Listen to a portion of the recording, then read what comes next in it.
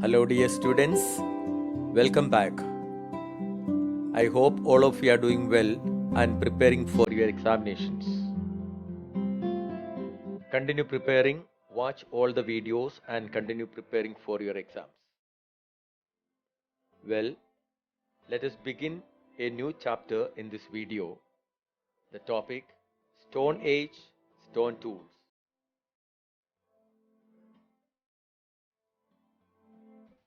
Subtopics 6.1 Types and forms of tools according to the type of work. 6.2 Stone Age tools. In this video, we will do the subtopic 6.1 Types and forms of tools according to the type of task. If you saw a shiny object buried in the ground, what would you do to take it out? We would scrape it out with our fingers. If that did not work, we might try to dig it out with a twig or stick. If that too did not work, we would have to look for a pointed stone that should do the job.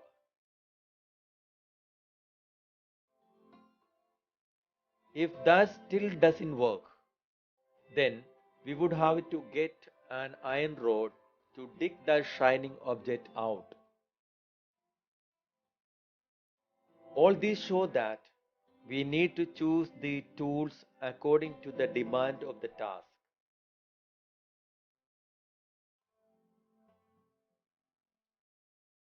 Okay, let's go back and see what are the different steps we have to try to take the object out.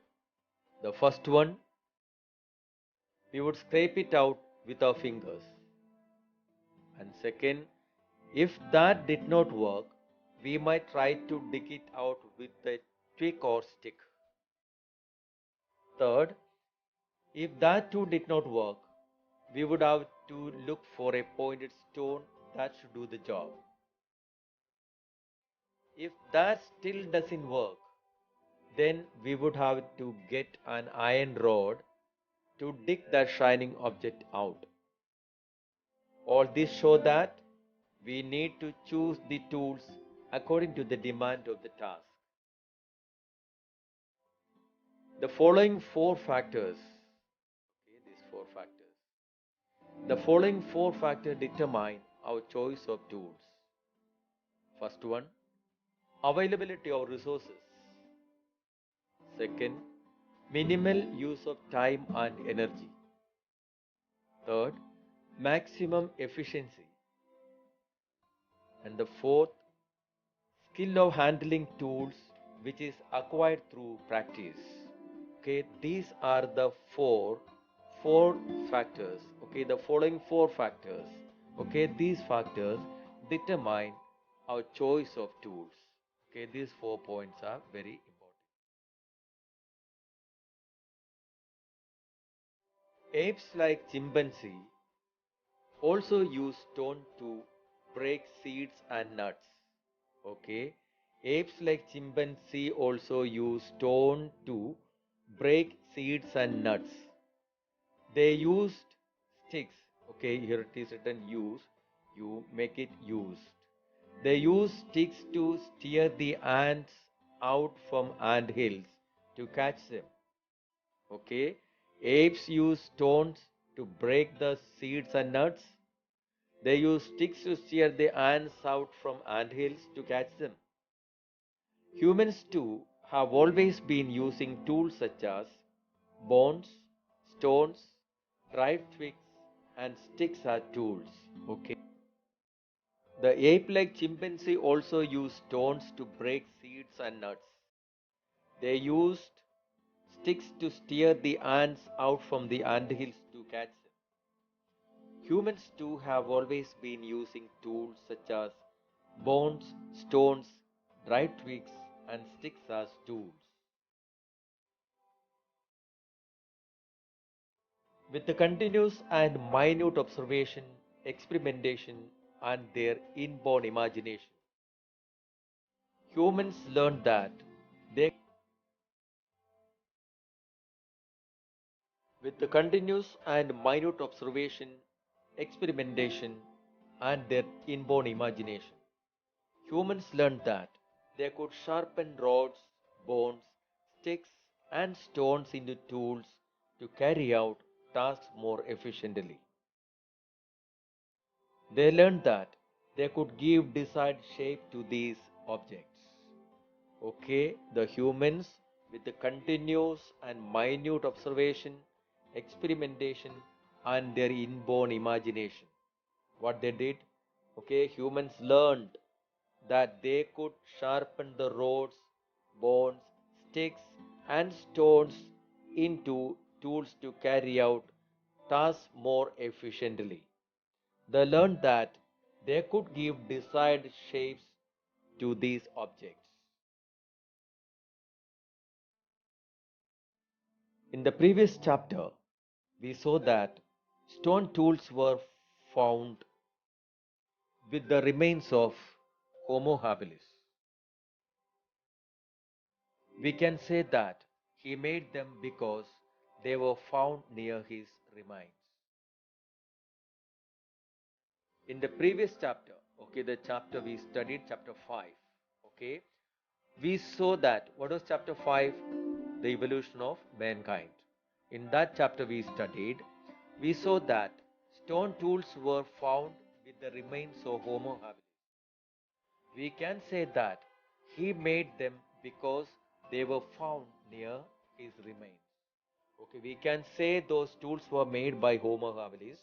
The reason is that they were found near his remains. Did he make only stone tools?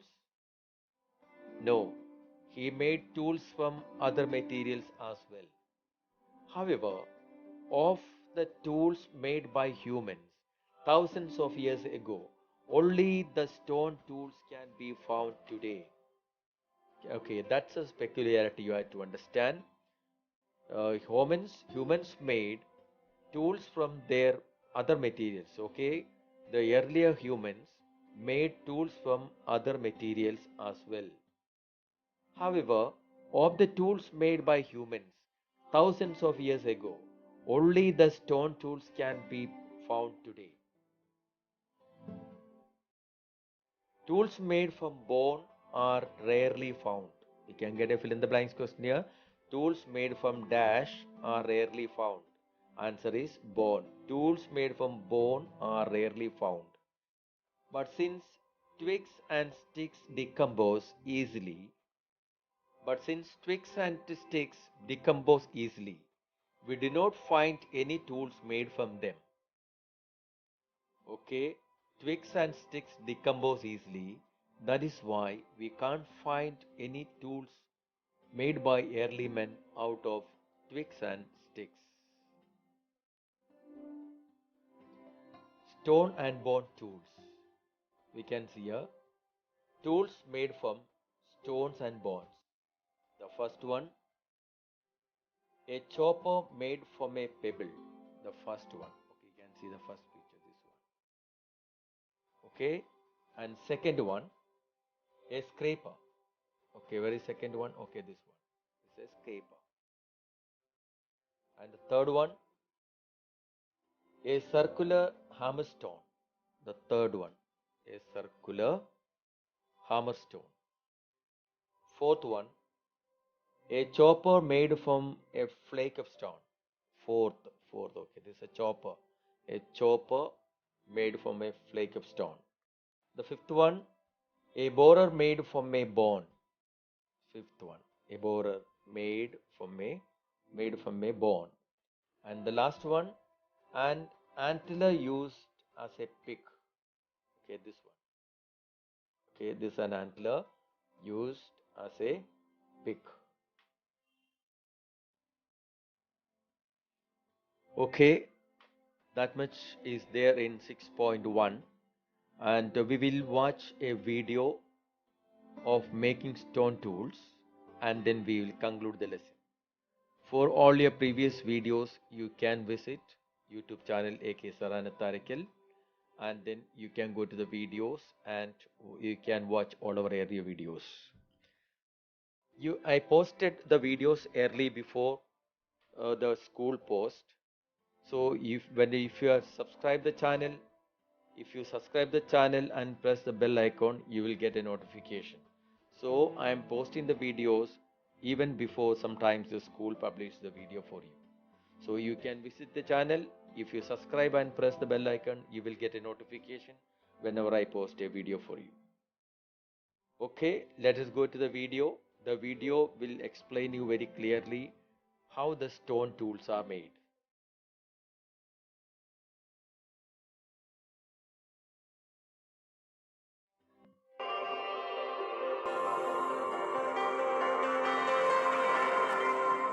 My name is Nicholas Toth. I am the co-director of the Stone Age Institute and a professor of anthropology at Indiana University.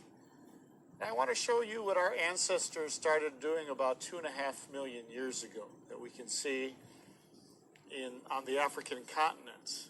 The earliest archaeological record are very simple stone tools, and they discovered around this time that if you took two natural cobbles, say from a gravel bar of a river, you could hit one against the other one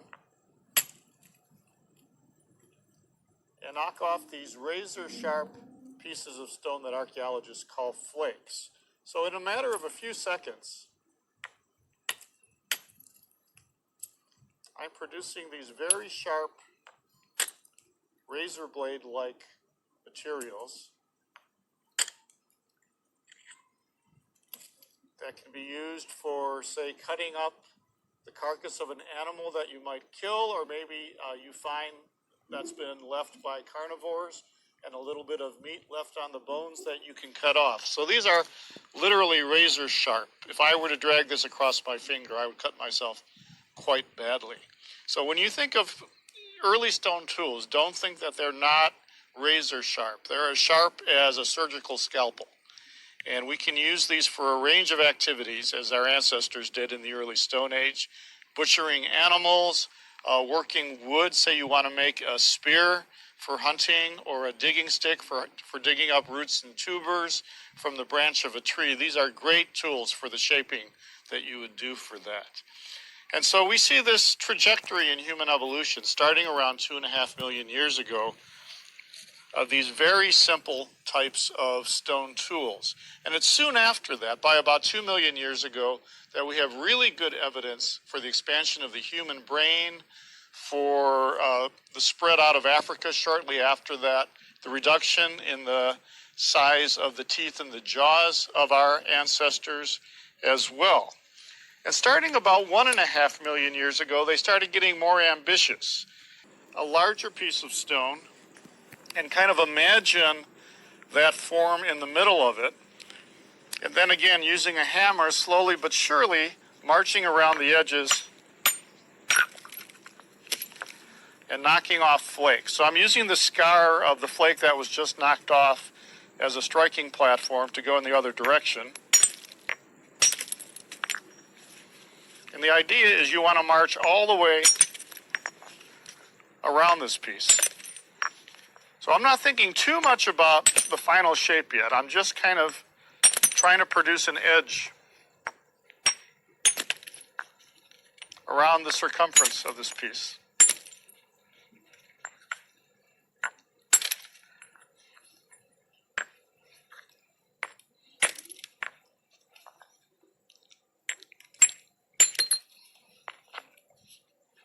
Okay, and so it would take me about another 5 minutes to go all the way around this.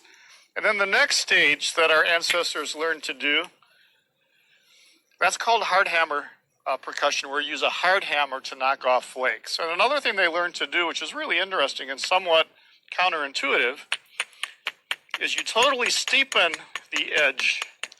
You dull the edge by removing these little flakes with a smaller hammer, and then grinding the edge.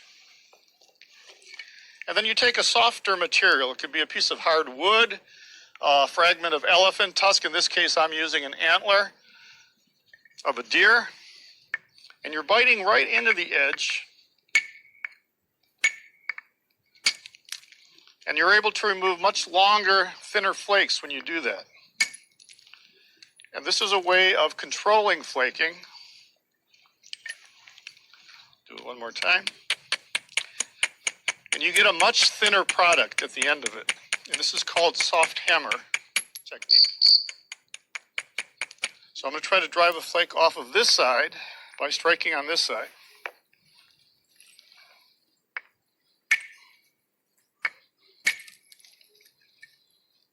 See how I did that? And by doing that, going around, you can carefully shape the edge, thin it, and make a superb butchery tool. And when people ask, why did they bother to make something this big? They were butchering large animals, sizes of zebra and buffalo on occasion. These are big mammals that weigh hundreds and hundreds of pounds. And would you rather use a razor blade for butchering one of these animals, or would you rather use basically a two-fisted tool like this? You have a lot more cutting edge, a lot more weight behind what you're doing as well.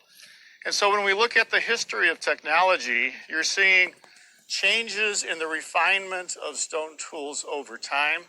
By the time you get to Neanderthals and early modern humans, they're probably starting to haft tools onto handles, either using some kind of adhesive material like pitch from a pine tree, or by using sinew or other material to lash tools together as well. And so we see this progression and refinement of technology through time, especially with stone.